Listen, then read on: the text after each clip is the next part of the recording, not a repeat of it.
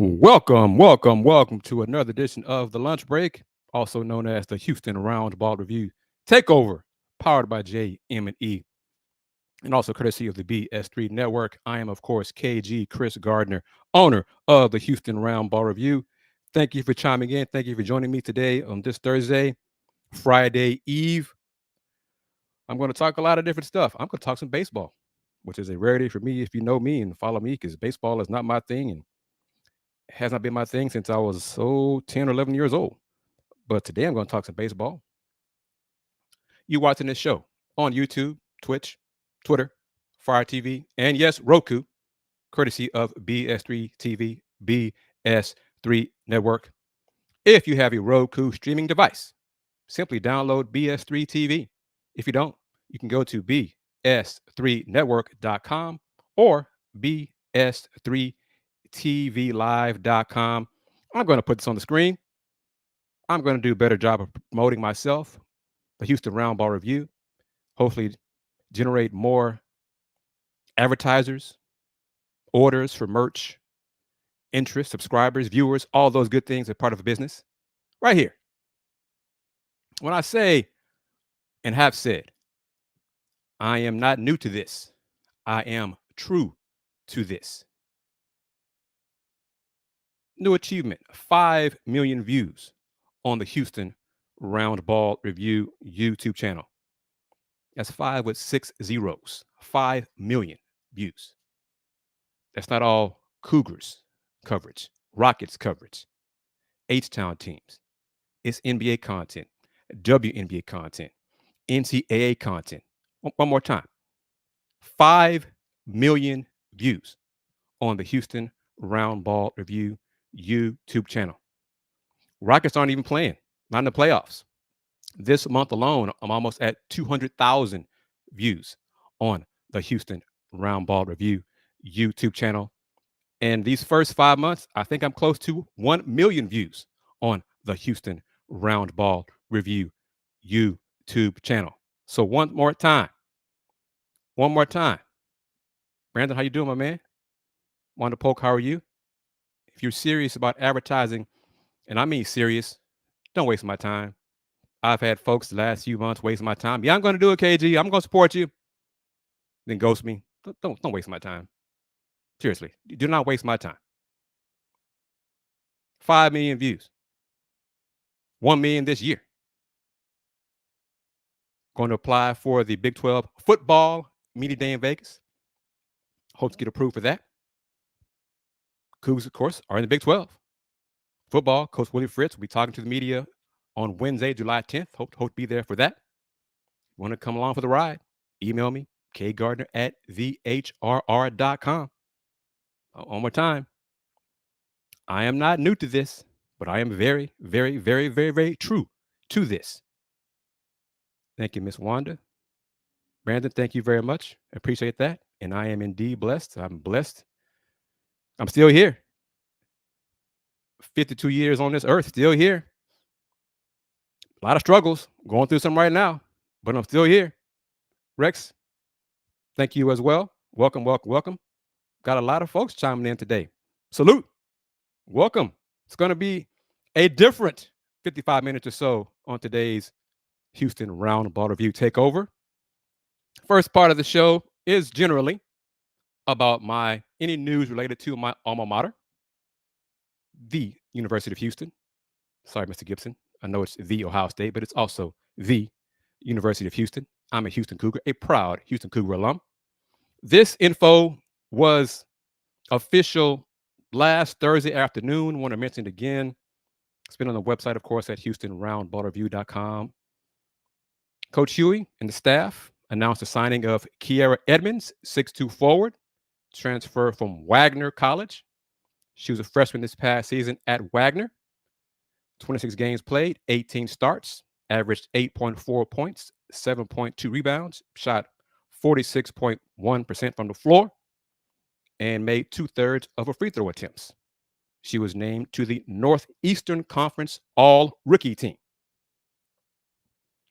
Northeastern Conference is not the Big 12, but she does have some talent, apparently.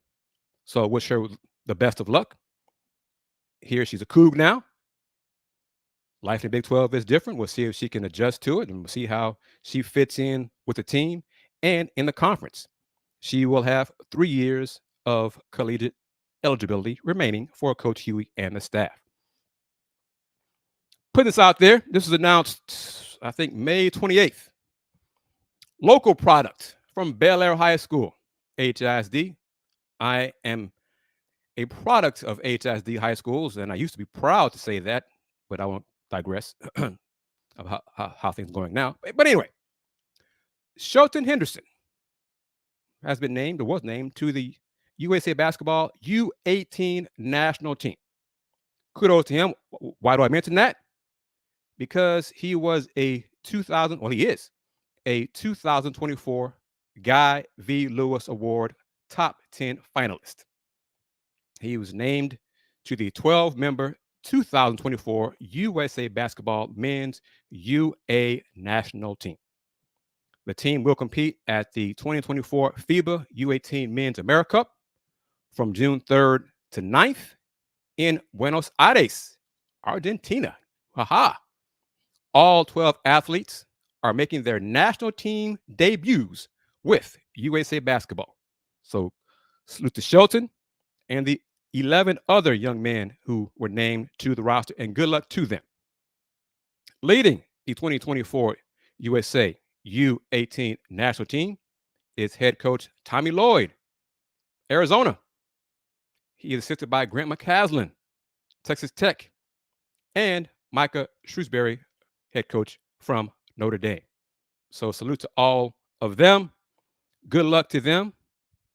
Bring home that gold, compete, do the best you can, stay healthy, enjoy the international competition, broaden your skills and your minds, and come back with great stories to tell your friends, family, make some new teammates. It's a great experience with USA Basketball. So again, salute to Shelton Henderson. Brandon Deff, my man. Appreciate that. Because Brandon, I think you also got a mug, right? Oh, by the way, Brandon and Miss Wanda have mugs. Salute to you, Brandon. Appreciate that support as always. Thank you for chiming in. But Shelton, again, is a top 10 finalist for the 2024 Guy V. Lewis Award.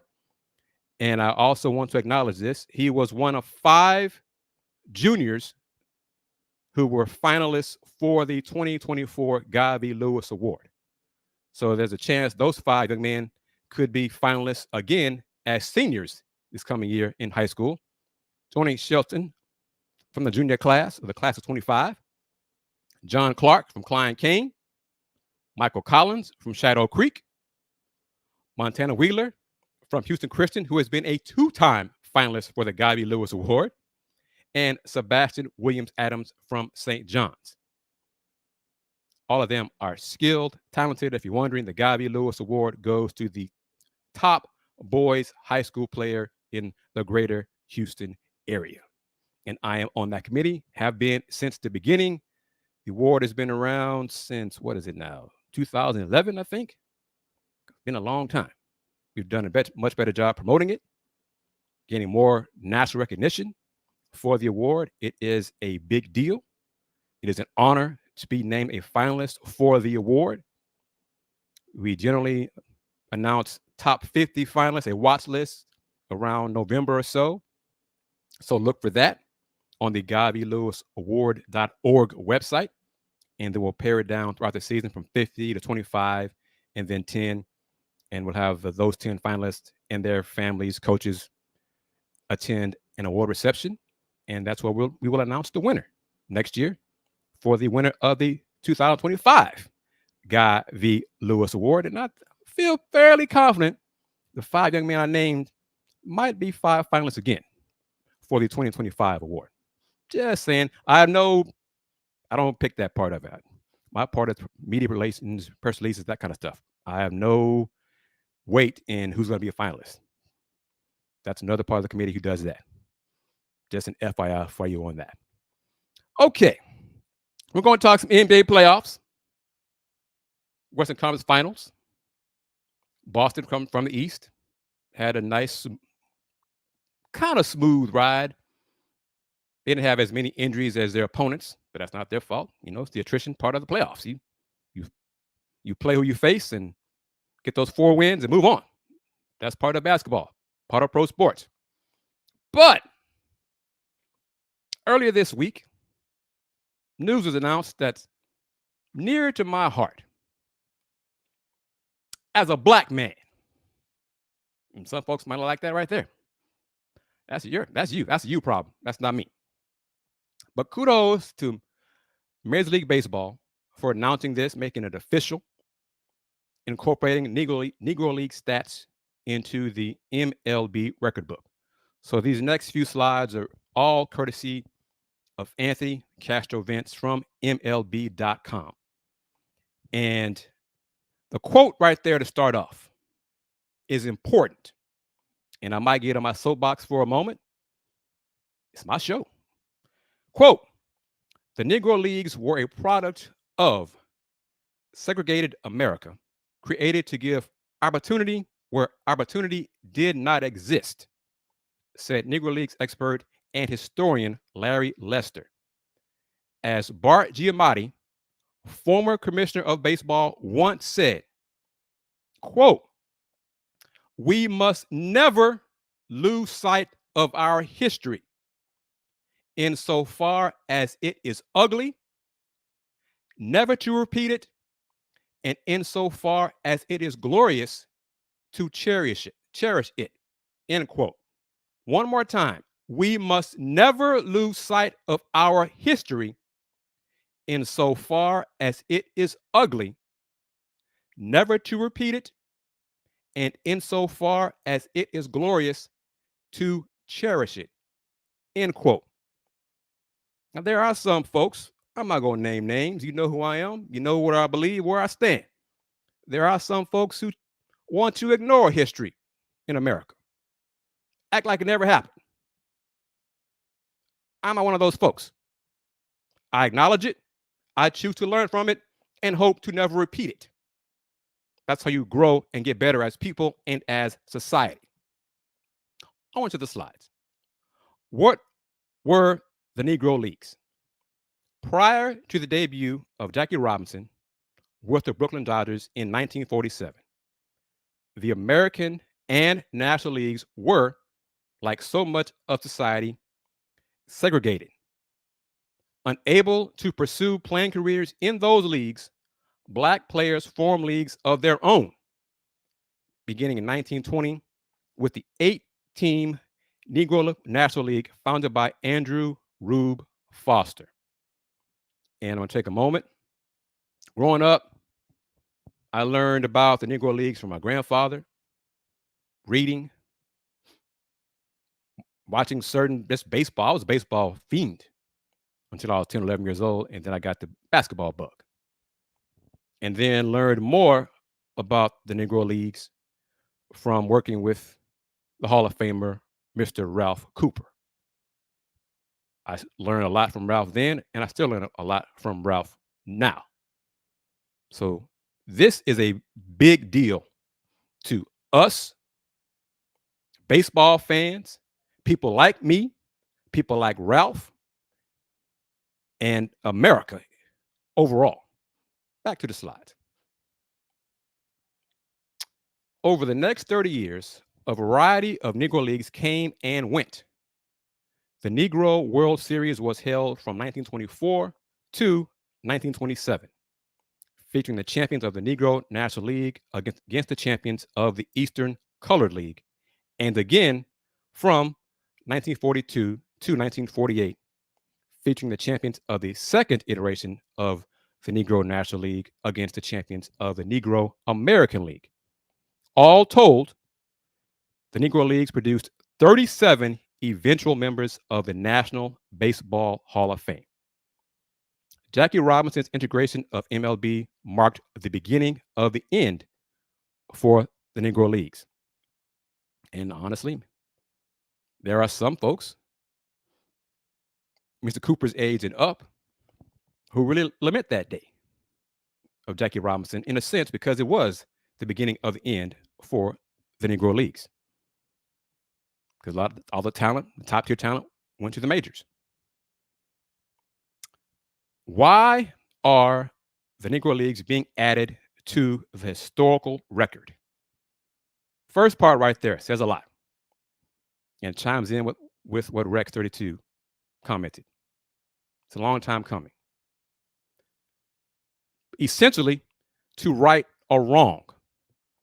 It certainly was not the fault of black baseball stars such as Josh Gibson, Cool Papa Bell, and Oscar Charleston that they were forbidden from participating in the AL or NL, and recognizing the Negro Leagues as major leagues is in keeping with long-held beliefs that the quality of the segregation era Negro Leagues circuits was comparable to the MLB product in that same time period.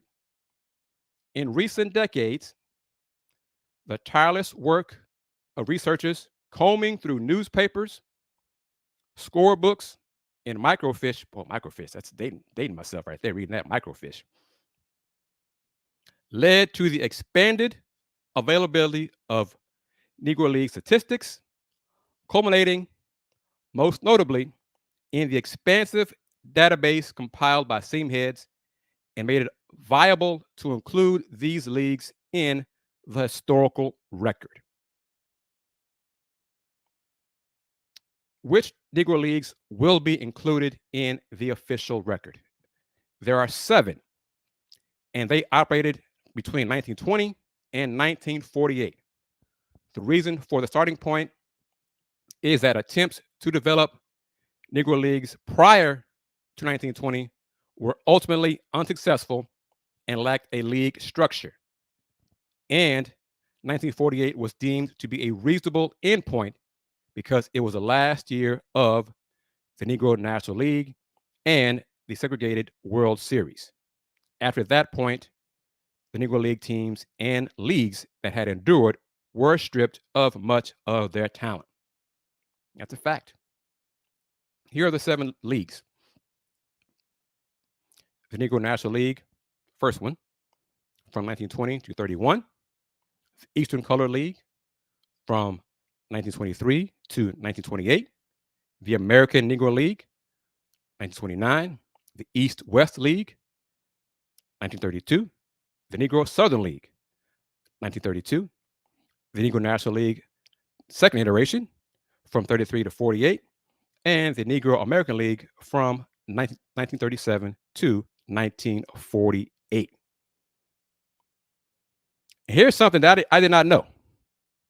Is this the first time leagues have been granted quote unquote major league status long after they ceased to exist? No. In 1969, MLB's Special Committee on Baseball Records determined which past pro leagues should be classified alongside the American League and National Leagues as major leagues in the first publication of the quote, the Baseball Encyclopedia, end quote. At that time, the committee concluded that the American Association from 1882 to 1891, the Union Association 1884, the Players League 1890, and Federal League 1914 and 1915 all qualified. Not only did that committee not grant major league status to the Negro Leagues, but the Negro Leagues weren't even given consideration in the meetings. One more time. Not only did that committee not grant major league status to the Negro Leagues, but the Negro Leagues weren't even given consideration in the meetings. MLB's 2020 decision reflected the involved attitudes toward and respect for the Negro Leagues. Why did it take so long to incorporate the Negro Leagues into the statistical record? Once the 2020 decision was made to include the Negro Leagues, MLB and its official statistician, the Elias Sports Bureau, had to complete a review process of the seam heads data. and MLB and team heads had thorough and detailed discussions over how the data would be utilized. MLB built upon the team heads database with the help of RetroSheet, an organization that computerizes Major League games from prior to 1984, and a 16-member Negro Leagues Statistical Review Committee was formed to determine, among other things, what minimum standards would be put in place for Negro League players to qualify for season or career leaderboards. And let me say one thing here. Welcome. Good afternoon to you, BS3 Sports, the foundation, the owners, and the backing of BS3 TV, BS3 Network. And you are watching the Houston Roundball Review Takeover, powered by JM&E on YouTube and Twitter and Twitch, and Fire TV, Facebook, of course, but also on Roku, courtesy of BS3 TV. Back at it, talking baseball. Yes, I am talking baseball. What are the minimum standards for inclusion in leaderboards? For single season Negro Leagues leaderboards, the minimum standard is 3.1 plate appearances or 1 inning pitched per scheduled game, consistent with the standard we are familiar with in the AL and NL. However, because of the inconsistencies of Negro Leagues teams, schedules, or the available data, the minimum qualifier for each league and season is based upon the average number of games played by each team, multiplied by 3.1 plate appearances for hitters and 1 inning for pitchers. Those values are subject to change as more data is discovered. You get into what are the minimum standards for inclusion in leaderboards as for career leaderboards. The current standard for career MLB leaders is 5,000 at-bats and 2,000 innings pitched, which roughly equates to 10 full qualifying seasons, which is 50-20 at-bats and 1,620 innings. Therefore, for Negro League players, this standard has been set at 1,800 at-bats and 600 innings, roughly the equivalent of 10 seasons worth of 60-game seasons. Question: why was a 60-game minimum chosen as the standard? Because it has precedent in the existing MLB historical record. In addition to the COVID condensed 2020 season, in which AL and NL team played a 60-game schedule, the National League also played 60-game seasons in 1877 and 1878. So it has been done before. For those folks, well, they only did 60-game seasons, it doesn't even count. Why did Negro League teams play so few games? The sentence says it all right here. The short answer is class segregation. Because of the times, Negro League teams often had to resort to barnstorming exhibitions. That's not leagues, it's not league games. Barnstorming exhibitions to keep the business afloat or cut their season short when they were out of contention, leading to erratic league schedules. Generally speaking, Negro Leagues teams played roughly 60 to 80 games per season. This is why you won't see Negro Leagues players much near the top of leaderboards for counting stats such as home runs or pitcher wins. But you will see them featured prominently in rate stats such as batting average or ERA, which of course is earned run average. What changes have been made to single season records as a result of the Negro Leagues inclusion? There are notable changes in 5 key categories. Batting average. This blows my mind. All I knew about growing up was Josh Gibson's home run. That's all I heard about was Josh Gibson's great catcher, hit for power. But Josh Gibson had a .466 batting average in 1943 for the Homestead Grays. That is now the highest mark in Major League history, followed by Charlie Chino Smith's 451 for the 1929 New York Lincoln Giants. Both of these averages eclipse the previously recognized record held by Hall of Famer Hugh Duffy, which was 440 way back when in 1894 for the Boston Bean Eaters. I didn't even know that about Mr. Hugh Duffy, but there you go. On base percentage, though Barry Bonds' 609 mark in 2004 still stands, Josh Gibson's 564 in 1943 with the Grays, and Smith 551 for the Lincoln Giants enter the top five, with Gibson in third place and Smith in fourth. Slugging percentage. 4 slugging marks now eclipse Barry Bonds' 863 mark with the 2001 Giants. The top spot now belongs to Mr. Josh Gibson at 974, which he did this with the Homestead Grays in 1937. Josh Gibson was a bad, bad man. Followed by Hall of Famer Mule Suttles, 877 in 1926 with the St. Louis Stars. Gibson again, 871 with the Grays in 43. And Smith in 870. That was a hell of a year in 1929 with Lincoln Giants, Mr. Smith. My goodness. On base plus slugging, OPS. Gibson also tops Barry Bonds, the 1.421 in 2004 the Giants, here with a 1.474 mark with 37 Grays and a 1.435 mark with the 43 Grays. Josh Gibson, once again, Josh Gibson. ERA, earned run average. I didn't know this at all here.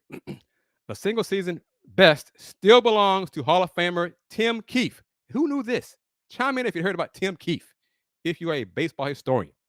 Had a 0.86 ERA in 1880 with the Troy Trojans. But the legendary, the iconic Satchel Paige now ranks third with a 1.01 mark for the also legendary 1944 Kansas City Monarchs. Satchel Paige, great stories, great pitcher, entertainer, all of it. Now, change it to the career marks. Batting average. Josh Gibson's career mark of 372 is now the top spot, ahead of Ty Cobb's 367. Growing up, record book, all I saw was Ty Cobb, 367 in the top spot. No longer. I know some folks who are pissed off about that. Well, get over it. Hall of Famers, Oscar Charleston, 363. Judd Wilson, 350. Turkey Stearns, 348. And the sensational, fabulous Mr. Buck Leonard, 345, are also now in the top 10. On base percentage, Josh Gibson now ranks third all-time at 459, behind Ted Williams, 482, and George Herman Babe Ruth, 474. Negro Leaguers Buck Leonard, 452. Oscar Charleston, 449. And Judd Wilson, 434, also joined the top 10. I'm going to stop right here for a moment. Folks have said, oh, Negro Leagues weren't very good. They weren't comparable to the major leagues. Well, clearly you never heard or saw interviews from the likes of Ted Williams or other Caucasian American ball players who competed in those exhibition games against the Negro Leaguers. There are quotes from plenty of them, plenty of those men who said the guys in the Negro Leagues were just as good, if not better, than they were in Major League Baseball. Look it up. I'm not making it up. Look it up. Back to the lesson. This is fun. I'm enjoying this. Wrapping it up. I think I missed one thing here. There we go. Slugging percentage. Josh Gibson's 718 mark eclipses Babe Ruth's 690 for the top spot, with fellow Hall of Famers Mule Suttles, 621, Stern 616 and Oscar Charleston 614, also now in the top 10.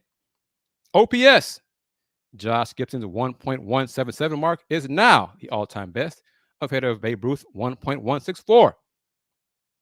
Oscar Charleston 1.063, Buck Leonard 1.042, Mr. Stern 1.033, and Mr. Suttles 1.031 also enter the top 10. ERA, left-hander, and I gotta say, I'm not Ralph Cooper when it comes to this. Never heard of this gentleman. Left-hander Dave Brown, who posted a 2.24 ERA in 711 innings pitched from 1920 to 1925. Think about that. 711 innings in basically 6 seasons. Now ranks 8th all time. This next one, you saw a glimpse of it. This is what I heard. Part of one thing I heard about the legend of Josh Gibson. Didn't Josh Gibson hit 800 home runs? Why isn't he the new home run champ? Josh Gibson is the perfect example of the lines that were drawn in this process. It may well be true that Josh Gibson hit 800 home runs in his career, as his Hall of Fame plaque estimates. But many of those home runs came in barnstorming exhibitions that were not part of the official league season, and therefore are not included in MLB's official record. Officially, Josh Gibson is credited with 174 career homers in league games. So big difference. And you see how many, you just approximate how many barnstorming games that the Negro Leaguers had to play because of society, because they were not allowed to compete in leagues. They couldn't compete in leagues economically. So they had to do more barnstorming to make ends meet. Such were the times. But that concludes my MLB Negro Leagues records lesson for today on this edition of the Houston Roundball Review Takeover. I'm going to take a quick break of roughly 90 seconds to give you an idea of what BS3 TV and BS3 Network is all about. And then when I come back, I'm going to get your thoughts on the playoffs. Dallas, Minnesota, Game 5 tonight. What's going to happen? But until then, here's a spot from BS3 TV, and I'll be back in 90 seconds.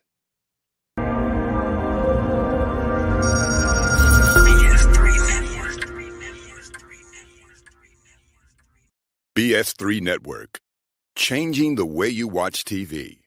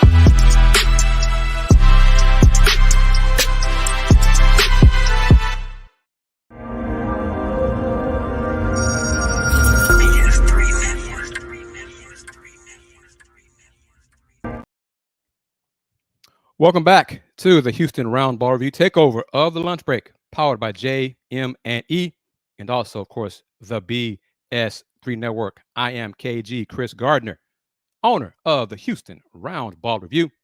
You're watching this show on YouTube, Twitch, Twitter, Fire TV, and Roku, courtesy of BS3 TV. If you have Roku, just download BS3 TV. If you don't have it yet, get it. But if not, just go to bs3network.com or bs3tvlive.com. These last 20 minutes of show, I'm going to talk some NBA playoffs with you. First part of the show, I touched on the Negro League stats being now included in the MLB record book. And also, I noted and congratulated Houston area products, Shelton Henderson, for being named to the U18 USA Basketball U18 boys national team. But also noted this little tidbit of information. The Houston Roundball Review YouTube channel has now accumulated over 5 million views. 5 with 6 zeros. Almost 500,000 of those have come these first 5 months of the year. More than 100,000 of them have come this month. If you're serious about advertising, email me at kgardner@thehrr.com. And again, if you are serious about advertising on all these shows, the Takeover, Let's Talk Houston Rockets, you got opportunities to be on my platform on YouTube, Instagram, Facebook, TikTok, Threads, and Spoutable. My reach is in the thousands. So your product will be seen. So seriously, hit me up. Because again, I'm not just basketball. The Houston Roundball Review is a media group. A.D. Moore has been tweeting, posting comments, posting video clips from the Houston Texans OTA going on right now. He's part of the Houston Roundball Review media group. Yes, Texans coverage is also part of the Roundball Review umbrella. Football. I can talk baseball too. Basketball. You get the idea. Let's make this happen. Let us work together. Hopefully, I will be in Vegas in July for the Big 12 Football Media Day. Yes, football. Football. One more time. Football. I know football is king. I know college football makes college athletics go around and spin on its axis and do all kinds of silly things. I know all that. I'm not blind to that fact. But hey, as a businessman, as a business person, as my man Brandon F. earlier, he chimed in, commented, and saluted me and contributed with a super chat sticker. You can do that as well. Or you can also do what Brandon and Miss Wanda have done. Buy you a Houston Roundball Review mug. Or like Miss Wanda has done a few times. I don't believe she's done this. She hasn't bought a bucket hat. But I know, or she's bought a shirt. She's bought a tie-dye shirt. I believe she's bought a tie-dye shirt. You can get that as well. If you're watching on the Houston Roundball Review on YouTube, click on that shop button. You can buy you some merch like this, buy you a tie-dye shirt. And that first tie-dye shirt reminds me, every time I see it, I think of Bill Walton. May he rest in peace. May the big redhead rest in peace. He passed away at age 71. Great man. Great man. A true people person, Mr. Bill Walton. But also, if you don't want those tie-dye shirts, get you a cap, get you a tank top. You get the idea. A lot of different ways to show your support for the Houston Roundball Review. But these last few minutes, what's going to happen tonight? Game 5. Dallas, Minnesota. Mavs won the first 3 games. Timberwolves won Game 4 in Dallas. Game 5 tonight in Minnesota. It comes down to the stars performing well. Kyrie did not shoot the ball well in Game 4. After struggling immensely the first 3 games of this series, Mr. Karl Anthony Towns made shots, made 3-pointers, helped carry the load, helped Anthony Edwards carry the load. Minnesota won Game 4, where they win Game 5. what's it going to take? What are your thoughts on what the announcers have said a few times, and as I've thought and said on my guest appearance last Saturday with Devin Wade, Kevin Allen, and Mr. Ralph Cooper on KTSU Sports Talk? I think Minnesota should be doing more to attack Luka when the Mavs are on defense. Luka's knee is not 100%. He said so in post games, which you can see some of those comments on the Houston Roundball Review YouTube channel. Make him work. Make him move. Make him do more than just stand there going in and out of the painted area while Jaden McDaniels just stands in a corner. Make Luka have to guard somebody. Make Luka have to guard someone who's a threat on offense. Hey, if he's banged up, go at him. Sometimes you can see the blood on the knees, on the knee pads. Go at him. Make that young man work. Goodness knows, offensively, he's giving y'all the business. he is giving y'all the business. But make him work on defense. And Rex 32 is on point. Kyrie, game 4, Kyrie, fourth quarter was not his best so far this series. But Luka, for a lot of this series, when it comes to defense, he gets to rest because he's not having to guard someone who moves without the ball or having to guard someone in pick and roll who's a threat. We know he's a talented man. We know he's a bad man. But he's also an injured bad man. Make him work on both ends of the floor. Ant-Man's doing it. Sometimes he's having to do too much on both ends of the floor. Come on, Chris Finch. You know basketball. You're a smart man. After game 3, Chris Finch said, the games come down to the last 3 to 5 minutes. In close games, we have not done enough to win those close games. Why not, Coach Finch? What is it? What aren't y'all doing? They figured out game 4. Anthony Edwards, he attacked the Mavs defense. He did not let the Mavs defense dictate to him.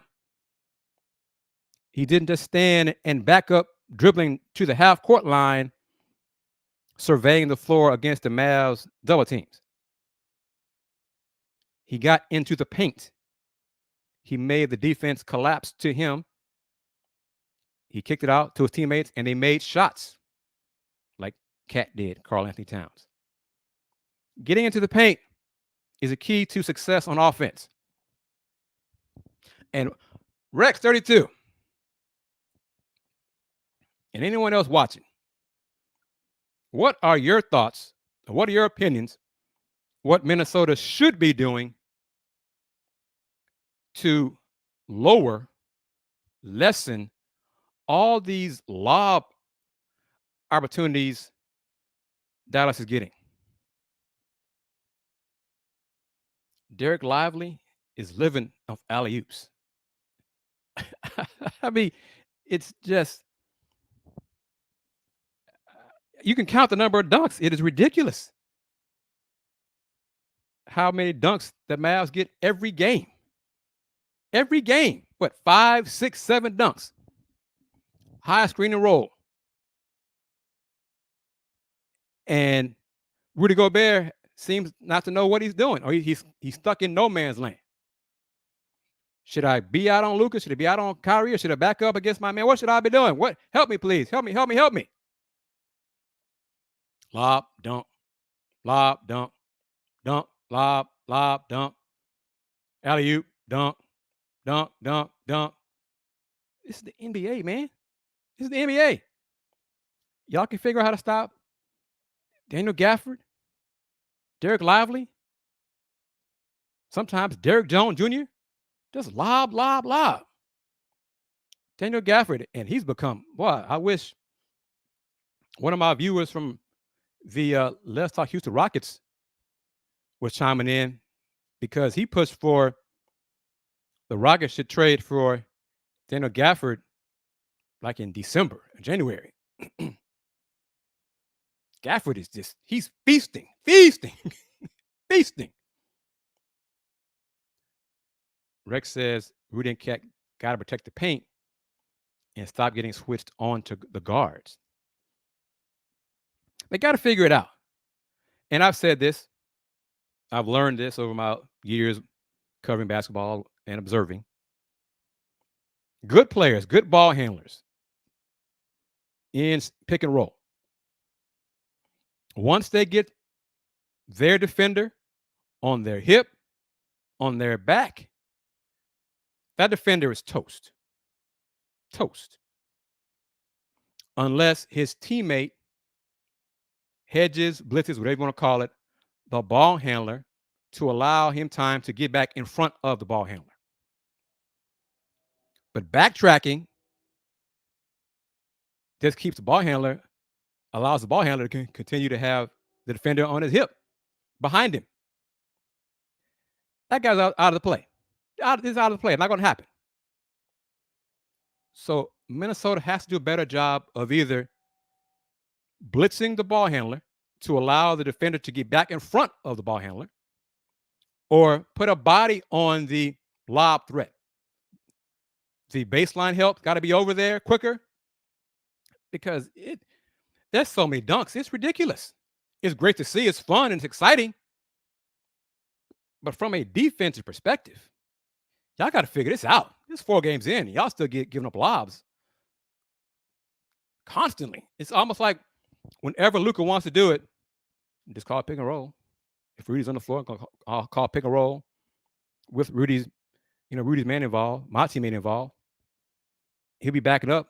I'm gonna get it to the paint, throw a lob, dunk. Let's go on down the floor. I mean, it's easy, man. Easy. CA37 chiming in. Minnesota needed that out of bounds foul by Kyrie to go their way. It was a foul, but in the rules of review, you can't do that. Some plays you can look at it, some plays you can't. NBA being inconsistent on that stuff. And Kyrie is a great ball handler, no doubt. And Luka is a great ball handler. And Luka's size keeps his opponents, his strength keeps him away. I mean, once he's in front of them, they're toast, because then he slows down, makes them bump into him. He has a slow dribble. I mean, sometimes you see how Kyle Anderson slow-mo from Minnesota is more effective, because slow-mo he's just slow. When Luka slows down, Anderson's like, well, I'm already at this pace, so I'm right with you. So it's no problem at all, man. But Rex says, can't have Dallas winning another championship in the same sports year. Well, I'll say this, and I know I've got some people in the BS3 family who won't like this. It'll be the Mavs or the Stars, because it won't be the Cowgirls. So don't worry about them. Cowgirls aren't winning Super Bowl. Then forget that. It's not happening. So either the Mavs or the Stars could have a championship. That'll make 2. But yeah, Stars, their series is tied 2-2. But it won't be the Cowgirls. We all agree on that. But one more time, I touched on this, I think, two weeks ago. Let's look at the Texans' schedule these last 5 minutes or so. Let's see. All right, here we go. The 2024 Houston Texans regular season schedule. You see it there on the screen. Open up the season on the road against the Colts. High noon, September 8th. Then they host the Bears on September 15th. Sunday night game. Then on the 22nd, they're at Minnesota. Noon on CBS. September 29th, home versus Jacksonville. Noon on CBS. Sunday, October 6th, home versus Buffalo. Noon on CBS. Sunday, October 13th, at New England. Noon on CBS. Sunday, October 20th, at Green Bay. Noon on CBS. Sunday, October 27th, home versus the Colts. Noon on CBS. Then Thursday on Halloween, going to Gotham. Play the Aaron Rodgers' games on Amazon Prime Video. But that game will be shown over there in Houston as well. Has not been announced which network that will be, but it will be on Amazon on Halloween. So those, what is that? 9 games, Rex? After 9 games, give me your predictions. Those 9 games. What do you think? Those 9 games. I saw this, and as you said, you kind of said as well. My friend talked about it. Coach Fritz got a commitment, a verbal commitment from a class of 2026 from, what is it, Legacy Sports, right? SSSSS. It's great. He's got relationships with the coaches. He loves Coach Fritz, but it's 2026. That's a long way off. If he stays committed, he's what, the top rated quarterback athlete in the class of 2026. Great get. But until he steps foot on campus, because in some cases, schools who a young man signs, some schools don't care. Some schools are just shady like that. They don't care. So Rex says 6 or 7 wins out of the first 9. Boy, that'd be impressive. Okay. CA asks, have not heard anything new on it. What the last update as, how can I phrase this? It sounds like UH won't begin selling the uniforms until next year. Anyway, until 2025.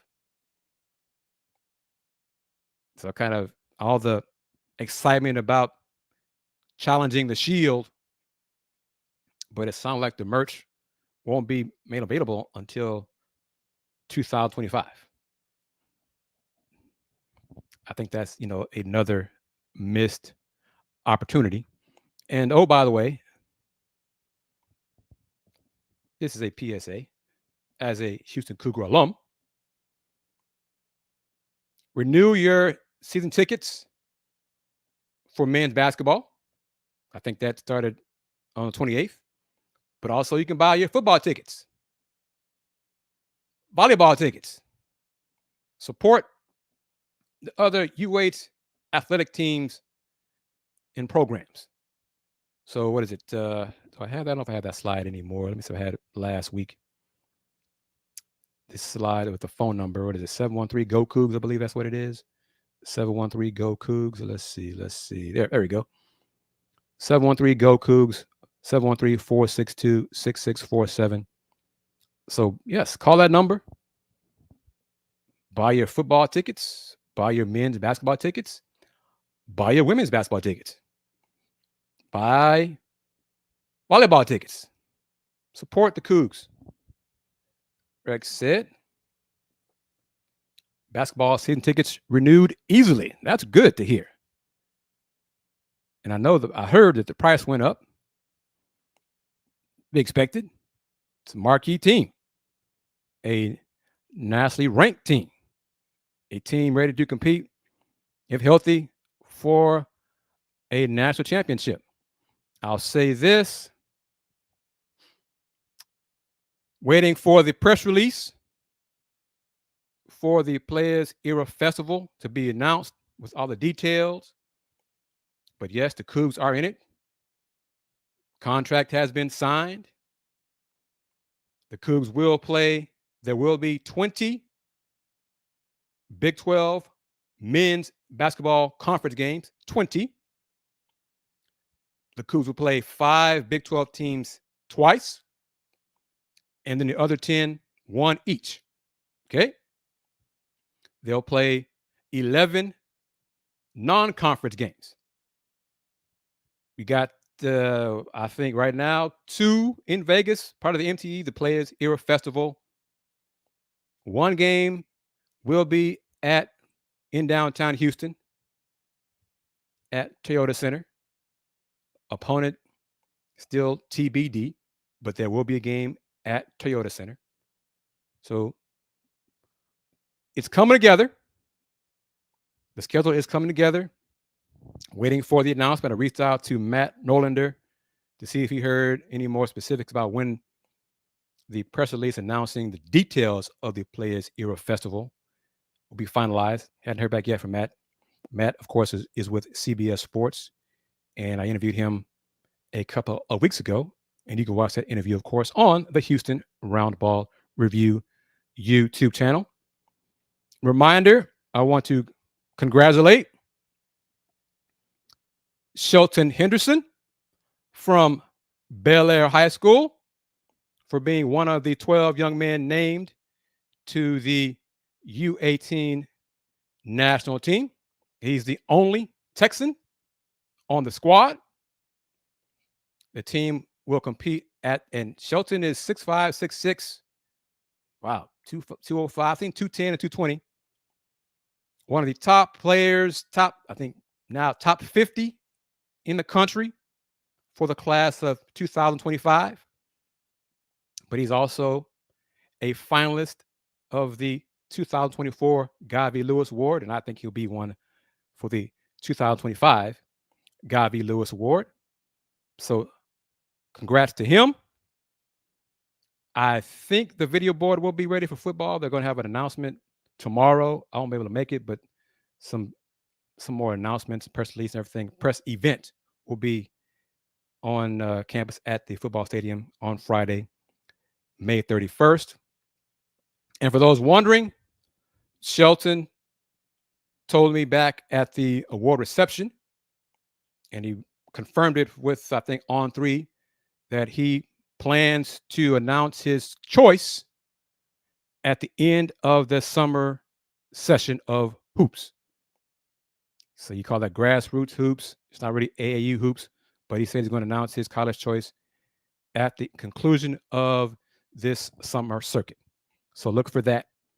Shelton Henderson, a 2024 finalist for the Guy V. Lewis Award. Going to wrap it up. Reminder, get you a mug, a Houston Roundball Review mug, if you don't want to do that. And yes, Houston is one of the schools he's heard from. Will be one of the schools he takes an official visit. He's blown up. This summer, he's performed so well. He's caught the eyes of other schools like Kentucky and Arkansas. Top programs are now looking at Shelton. But Houston was one of the first to talk to him. So Cougs are in the mix, okay? But get you a mug, get you a tank top, get you a cap, get you a tie-dye shirt, or get you a tie-dye bucket hat. All those different ways and merch of the Houston Roundball Review. Salute to Rex. Salute to Brandon. Salute to CA37 for taking time out of your lunch to spend with me on this edition of the Houston Roundball Review Takeover. And always, you know it, subscribe to the channel, click that bell, tell your friends about the Houston Roundball Review Takeover. And always, since 1994, the Houston Roundball Review. Local name, global perspective. Everyone, take care. Peace.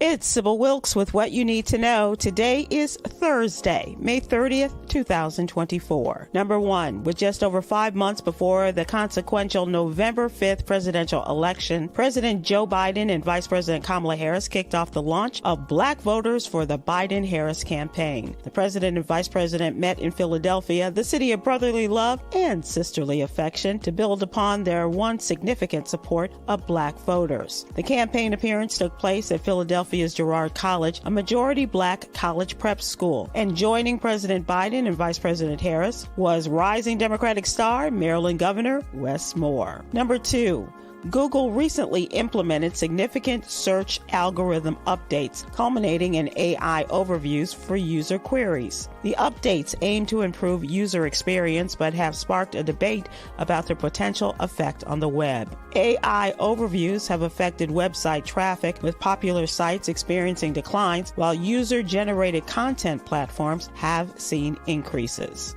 Number three, A transient ischemic attack, or TIA, is a temporary blockage of blood flow to the brain. The clot usually dissolves on its own or gets dislodged, and the symptoms usually last less than 5 minutes. While a TIA doesn't cause permanent damage, it's a warning stroke, signaling a possible full-blown stroke ahead. Common warning signals include sudden onset of weakness, numbness, or paralysis on one side of the body, slurred speech or difficulty understanding others, blindness in one or both eyes, dizziness, or a severe headache with no apparent cause. For more information about TIAs, go to heart.org. Number 4. In the 2020 election, a Florida law restricted in-person voter registration, leading to cuts in a voter registration group's staff and funding. Florida is one of several states where Republican-enacted voting restrictions have increased penalties for voter assistance. A federal judge blocked parts of the law, but it still affected voter advocacy organizations before the ruling. Number 5. Black communities do not have the same access to quality, equitable, and culturally sensitive mental health services. Additionally, most U.S. counties lack a mental health provider for youth, with the Health Resources and Services Administration, or HRSA, designating over 5,000 areas as mental health professional shortage areas. The Biden-Harris administration created a Black Youth Suicide Prevention Initiative to support the nation's infrastructure in providing targeted suicide prevention programming for Black youth and young adults. Here's your daily inspiration from Yogi's Jewels. Believing in good helps to counteract cynicism and negativity, promoting a more harmonious and loving world. Join me today live on YouTube and Facebook at 7 p.m. Eastern, 6 p.m. Central as we check in and check up with a special show in partnership with the American Heart Association on strokes. Our guests include vascular neurologist Dr. William B.J. Hicks, stroke survivor Dawn Turnage, and comedian Roy Wood Jr. We'll see you then. I'm Sybil Wilkes. Be informed, be empowered.